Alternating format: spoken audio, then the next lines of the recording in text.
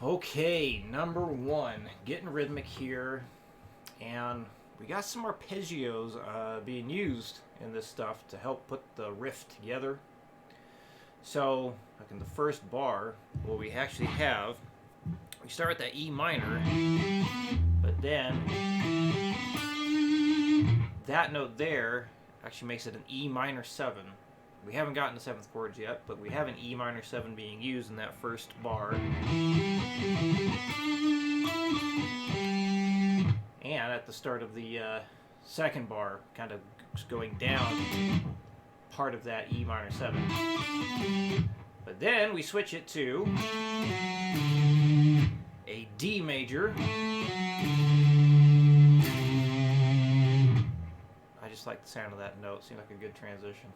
But then here, start of the third bar, B suspended flat 2nd. Back to a D major. Then here, it looks like we have a C major into a B minor. But if you look at it as a whole, what we end up getting is a C. Let's see, how many notes is that? First, 3rd, 5th, 7th, 9, 11. It ends up being a C major 11. So a major 11 is like a bunch of triads put together because we have a C chord, a G, or actually we also have an E minor. So we got C, E minor, G, B minor, and then we resolve to the E.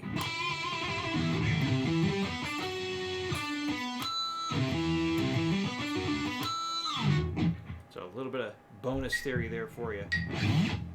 All right, here we go. 60 beats per minute, number one. 1, 2, 3, 4.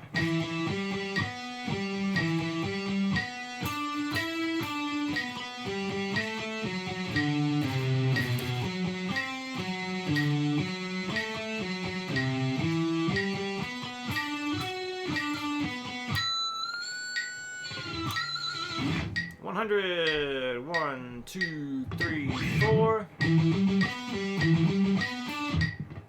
swinging it. 1, 2, 3, 4.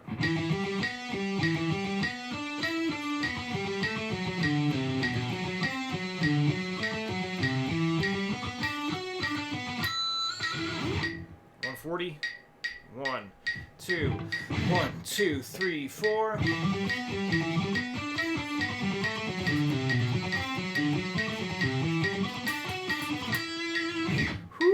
Boy, all right, 180. Can I do it? 1, 2, 1, 2. Here we go. Damn. 1, 2, 1, 2, 3, 4. 1, 2, 3, 4. Nah. Maybe 160. Let's try 160. 1, 2, 1, 2, 3, 4.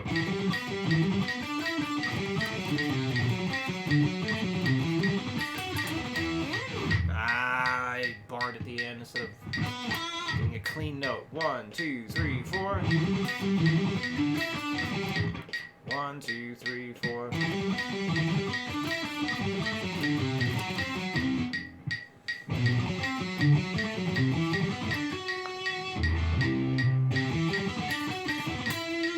Two, three, four.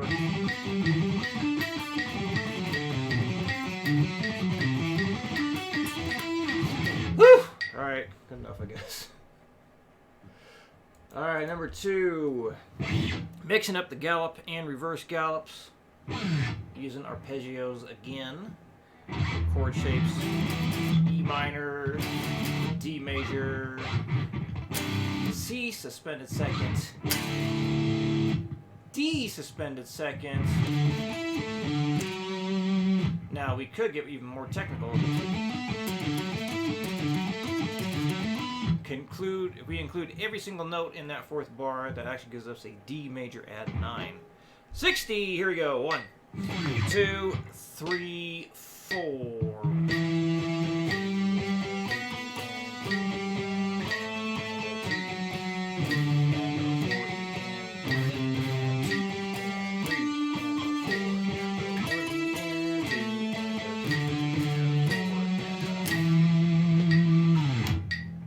100. 1, 2, 3, 4.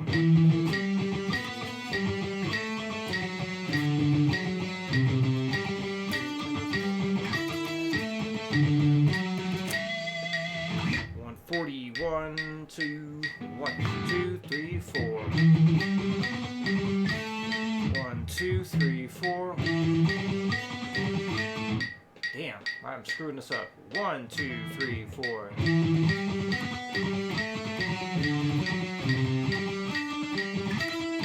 Damn.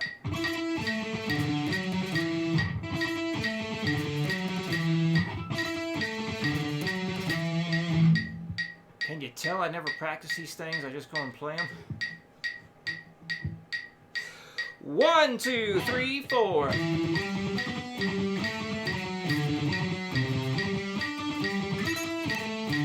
Damn.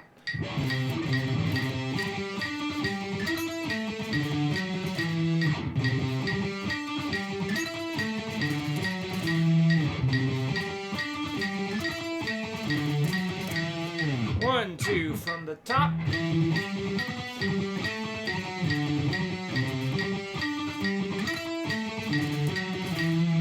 Woo! Do I dare attempt 160? Yes, 1, 2. Here we go.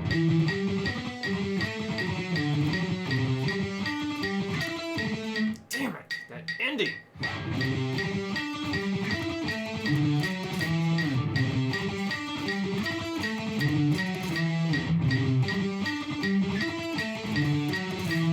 One, two, three, 4. 1, 2, 3, 4.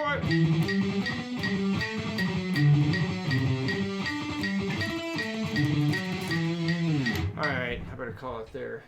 End on a good note. Pun intended. 60 beats per minute, drunken gallop time, and a huge arpeggio. So, you get multiple triads happening here, which builds into much bigger chords. So like the first 3 notes, you got your E minor, but then we also have G major, and then we have B minor, we have D major, we have F sharp diminished, and then we have A minor, and then C major.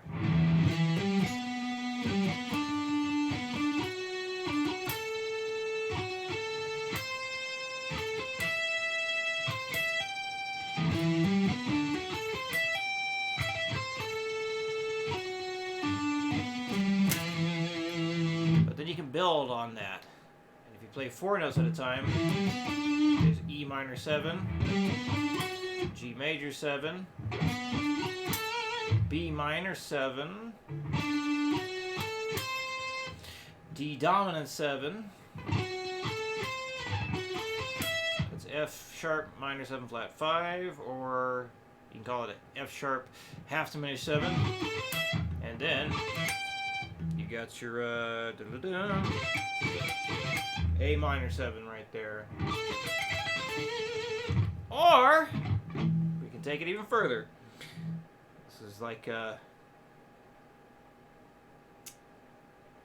the hell, a preview, theory preview to things that will come up later. So we add another note there, so we do 5 notes at a time. That's an E minor 9. That's a G major 9. That's a B minor 7 flat 9.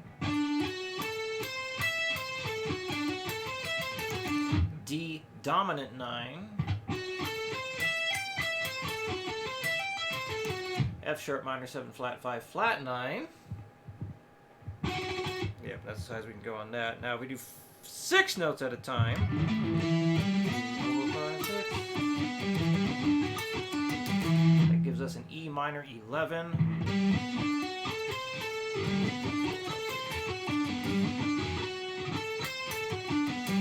G major 11.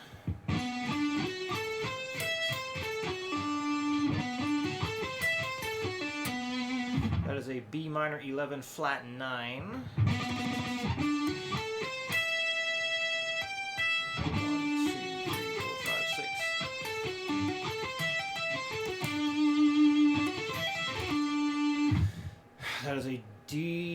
dominant 11.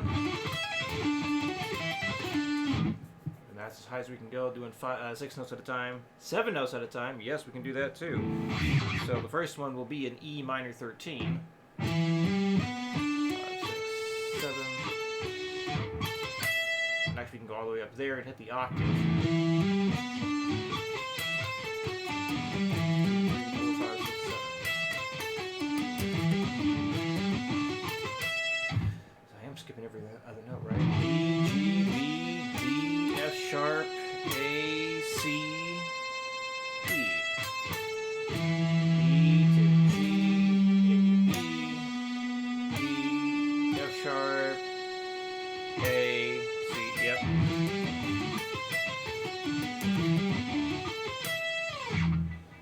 So actually the whole thing, really, because that G note is part of the chord, or part of the arpeggio, so the full thing is an E minor. You say the whole thing is an E minor 13.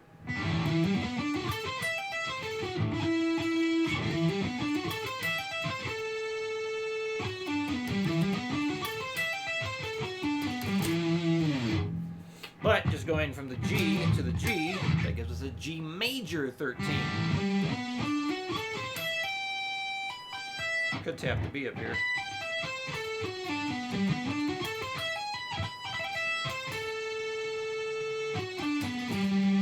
Anyway, let's play the 60 beats per minute. 1, 2, 3, 4.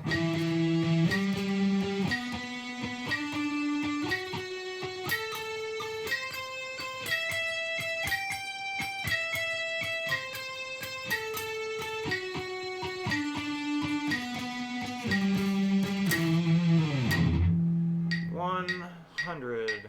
1, 2, 3, 4.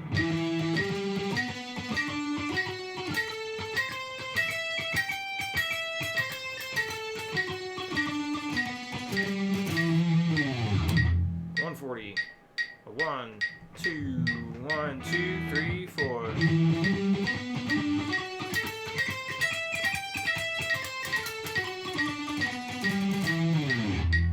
Give 160 a try. 1, 2, 1, 2, 3, 4.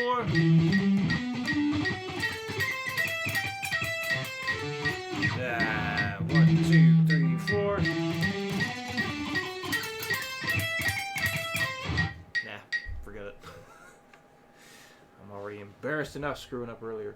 All right, number 4. We have, yes, up and down the scales, 3 strings at a time. So let's demonstrate the bottom 3 first. 1, 2, 3.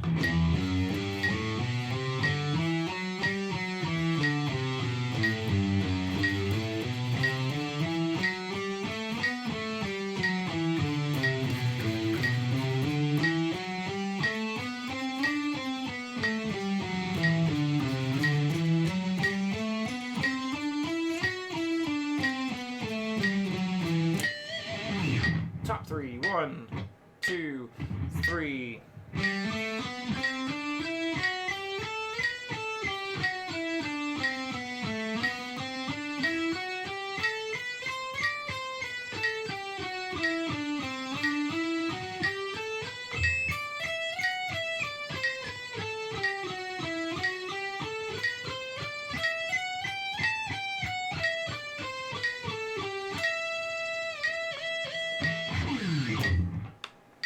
Alright, and the theory, the chord work stuff.